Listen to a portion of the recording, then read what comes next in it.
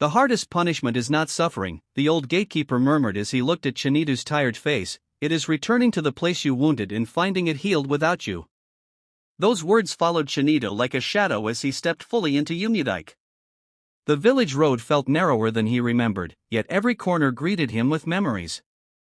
The mango tree where he once sat with Ngozi. The stream where Adiz learned to walk, splashing water with laughter. Everything looked the same and yet painfully different. The house. That was the first shock. The mud walls had been replaced with solid blocks, painted cream and brown. A small compound fence stood where weeds once grew. A car rested quietly under a mango tree. Chinedu stopped walking. His legs refused to move. Whose house is this? He wondered, though his heart already knew. Villagers stared openly now. Some recognized him immediately. Others squinted, unsure, as though looking at a ghost that had returned uninvited. Is that not Chinedu? Someone whispered. The one who left, another replied. Life has flogged him, an old woman said softly.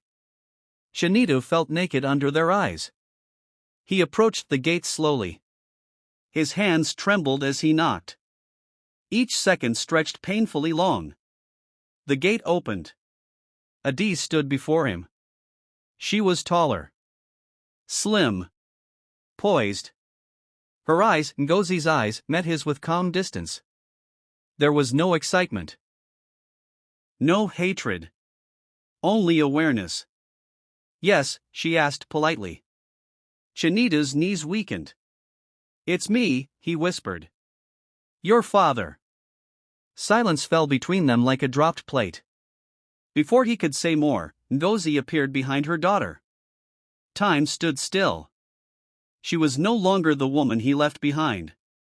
Grace rested on her shoulders like royalty. Her wrapper was neat, her posture firm, her face peaceful but unreadable. For a long moment, none of them spoke. Finally, Chinedu collapsed to his knees. I have come home, he cried. I was foolish. I chased shadows and lost my soul. Forgive me. His tears fell freely, soaking the ground he once abandoned. Ngozi looked at him quietly. There was no anger in her eyes, only truth. And that frightened Chinedu more than rage ever could. Stand up, she said gently. He obeyed, shaking. You did not come home, Ngozi continued. You came back. There is a difference. Her words struck him harder than Ithunanya's insults ever did. Adiz turned away. Chinedu followed them inside, his heart pounding. The house smelled of effort, not luxury. Every object spoke of sacrifice and perseverance. None of it belonged to him. I was hungry, Chinedu said desperately. I was tired. I wanted more. So was I, Ngozi replied calmly.